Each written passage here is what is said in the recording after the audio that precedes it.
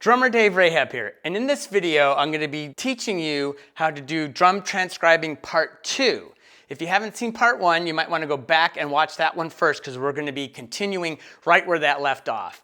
In this video, I am going to be teaching you how to add 16th note combinations to the 8th notes that we did in the last video. Coming right up, play the music.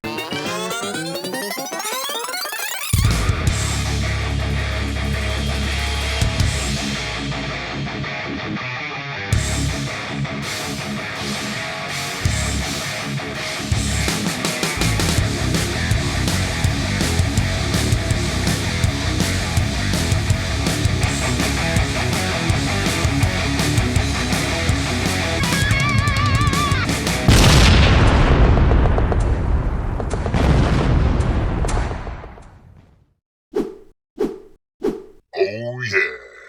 So to start out, we are going to be adding 16th notes to our transcribing now. First, I'll have you learn 3 different rhythms and patterns that will come up all the time with your drum transcriptions. The first one is this. So you have an 8th note and 2 16th notes, which is 1 E and A. So the E is actually out of that one. The second one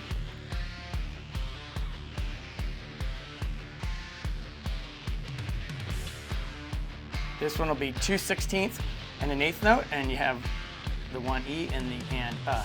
So in this one, your A is out. And then the final one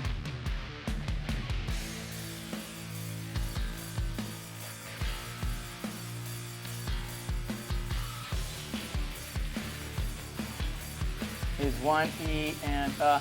And on this one, the and is out because that's your 8th note. So you have these 3 combinations, and all you're doing is taking out a 16th note in a different position. In this one, your E is out, so it's 1 and a 1 and a 1 and a 1 E and a 1 E and a 1 E and a. This one sounds, all 3 are in a row, so it's 1 E and a 1 E and a 1 E and a 1 E and a. And then this one here, where the and is out, for a 16th note, then an 8th note, which has 2 16th notes in it, and then your final 16th note. So this one's 1 E and a 1 E and a 1 E and a 1 E and a. Those rhythms will be used all over the place, so if you can learn what they look like and what they sound like, it's going to make this a lot easier. Okay, one thing I want to talk about is the actual drum notation. There's several different ways that you can actually notate the drums. There's not one specific right way like there is for doing notes. However, I've come up with my own system that makes it a lot easier to read. I'll show you an example of what I'm talking about. So we'll start with 8th notes again on your hi-hat.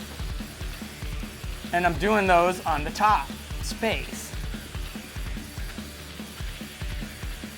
Like we did in the other one. So you take your 8th notes, and you connect the 2 together. So you have 1 and 2 and 3 and 4 and. Now we're going to start bringing in some different rhythms. So we'll just start with your bass drum on the bottom space again, like we did in the other one. That's on 1. We'll still do our snare on 2 and 4, and then we'll add to it. So put your snare drum in on 2 and on beat 4. If we want to add a note in between the hi-hat notes, with your snare hand, which is your left hand, you can put it like right here in between, and then we're going to connect it up, and it's going to be this rhythm, 1 E and a 1 and a. But instead of going and in one hand, you'll switch it between your 2 hands. I'll show you in a second. Now we're going to take this, instead of putting it on beat 3 like we did in the last one, we're going to put it on the and a 3. So it's going to be a little bit syncopated. And then just for fun, we'll add another bass drum in down here on the of 4. And again, that's going to come in between the and of 4 on the hi-hat and 1. Just with your hands, you don't even need a drum set to do this. Your 8th notes are going to be steady in your right hand on the hi-hat. 1 and 2 and 3 and 4 and 1 and 2 and 3 and 4 and. Now just forget about your bass drum right now. We're going to try it with your right hand on the hi-hat and your left hand on the snare drum. So that's 1 and 2 and 3 and 4 and 1 and 2 and 3 and 4 and 1 and 2 and 3 and 4 and. The way I do it to simplify is I make all the note stems go up instead of down. You might see them like this, written like so. I'll show you what it looks like with them going down, and I'll show you why the way I do it simplifies it a lot more. For a couple reasons. The first reason, when you start on staff music, you only have so much room between one staff and the next staff. And as you can see, your cymbals coming up and everything take up a lot of the room. And then if you have counting in there, or you put in first, second endings, that kind of thing, suddenly your space in between here starts getting really cramped with your writing. So by putting all the cymbals on one space, sometimes you'll see them written on the space above here, or on the line. Sometimes there'll be like a line above it. You'll see them on there, and that would be for a crash cymbal. But I just simplify it. Take away all that. What I like to do is keep them all on the top space here. And then I will tell you what they are by marking it. Like if I want to crash on beat 1, I just write CR above it. Now that means crash cymbal. I'll write them down here. Would equal crash cymbal. If I put CT, that equals China type. So if you have like a China symbol, if you have SPL, that equals splash symbol. Equals obviously is the ride symbol. So all these different markings, you can put them right over there. And then this is hi-hat. I would put like hi-hat and just put tight, and to put a line like that just to show you that it's continuing on. To do this going down, we'll take the same chord note, but we'll put the stem going down. Same thing with 2, and on 4 for the snare. And then this is where it gets a little bit tricky, but to put this on the you could put it in between still, but then you would connect them this way. And then this one would be down here on the and, would be an 8th note, but then you would need an 8th rest in there. So one thing I wanted to point out here, another reason why I don't have my notes going down, because it eliminates things like you don't have to put this 8th note in on beat 3. When you have your snare and your bass drum notes coming down, then you have to almost treat it as if it's a separate part than what's going on the top. So you have to put this 8th rest here so that beat 3's out on the bass drum. And then you also had to put a dot on this first 8th note, because a dot is worth half of what the 8th note's worth. So there's 2 16ths in an 8th note, and if a dot is worth half that, that adds another 16th note on there. So you have 3 16th notes by putting that dot. And that gets the 1, the E, and the and.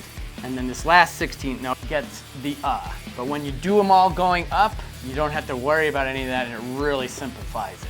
Then you can connect them to all your rhythms, and you're reading it straight across. Combined, you're just reading 1 and 2 and 3 and 4 and 1 and 2 and 3 and 4 and Sometimes you'll see it written this way. There's no set standard way to write it. They're all acceptable, but I find in my transcribing that it's much easier to put all the note stems facing up. When you start getting in more syncopated, complicated rhythms, you can start needing 16th rests, 8th rests, and it just kind of clutters up and makes it harder to read. I do away with this and just simply do that. And if I take this out for now, since you know how to count it, and I erase this part, and I wanted that crash on 1, I just write CR on there. You know, and if I wanted like a China type to accent this 4, I would just write it above the symbol on that one. I don't know if you can see this. I'll put this up on the screen so you can see what I'm talking about. Like when I have a first ending here, the second ending, and then a big first ending here, how it starts getting very cramped Because what I like to do too is put in lyric words so it helps me keep my place in the music. Another thing I like to do when I'm adding in the 16th notes, you want to break it down to subdivide. Since you're not just doing 8th notes anymore, now you're throwing in 16th notes. Count it with 16th notes so that you can hear every beat and where it falls, and then you can find the placement perfectly spaced in between.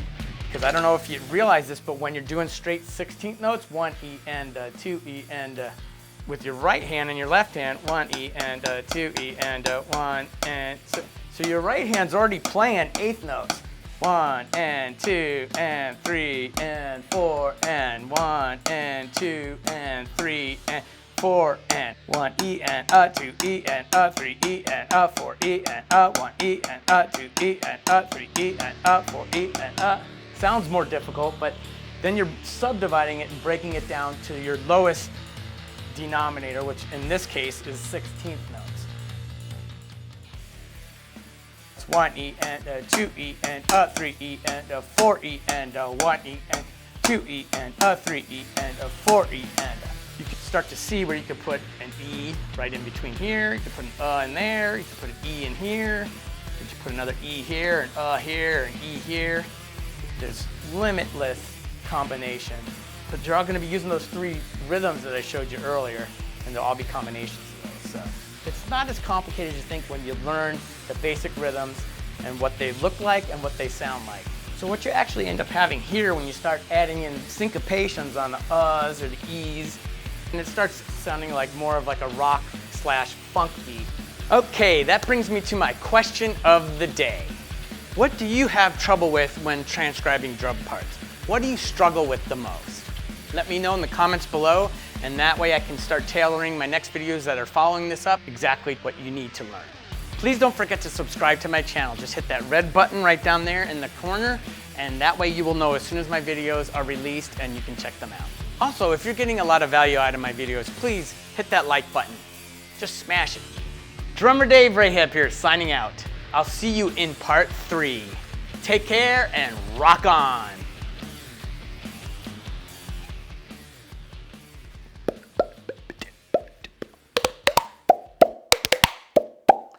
Okay, let's be serious now.